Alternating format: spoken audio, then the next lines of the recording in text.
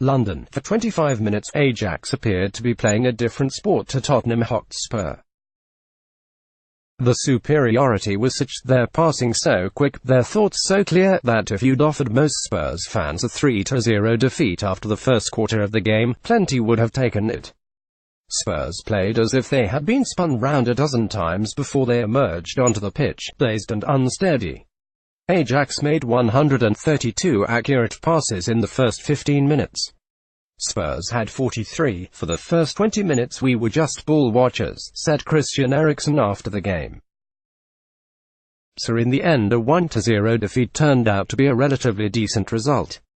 When Donny van de Beek had the penalty area to himself in the 15th minute, sat Hugo Lloris down and passed the ball into the corner of the net, it seemed utterly implausible that it would be their only goal of the night.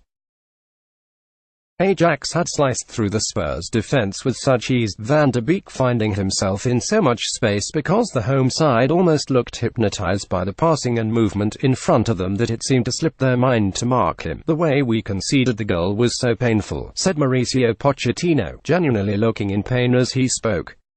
Spurs looked utterly suffocated. At one stage, Victor Wanyama tried to bring ball out of defense but was immediately set upon by 3 Ajax players and relieved of possession before he could even think about starting an attack.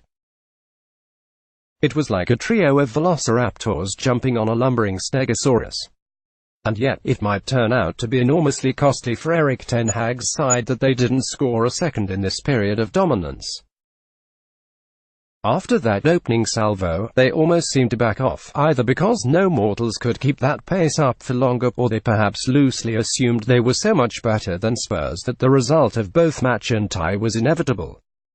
Afterwards, Ten Hag conceded that his team could and should have made more of their initial superiority, also admitting that his team did not anticipate Tottenham's change in approach, their more direct and physical style. Perhaps we should give Spurs more credit for the shift in the game. Pochettino switched formations after about 20 minutes, moving Danny Rose into midfield, and then Jan Vertonghen's horrible-looking injury, knees buckling when he was initially allowed to return to the pitch, after his nose ploughed into the back of Toby Alderweireld's head, actually turned out to be, from a tactical perspective at least, a positive. Moussa Sissoko changed at Champions League semi-final. For his side, for the better. Lots of strange things have happened in the world in the past few years, but that's among the more curious. Or, more accurately, would have been curious 9 months ago. Sissoko's influence faded in the latter stages of the game, but his initial impact after replacing Vertonghen allowed Spurs to take more control of midfield, and to play in that more direct manner that Ten Hag didn't expect. Spurs decided that the way to stop Ajax was to plug the holes in midfield, which Sissoko helped with hugely, and then aim as many crosses as possible at Fernando Llorente.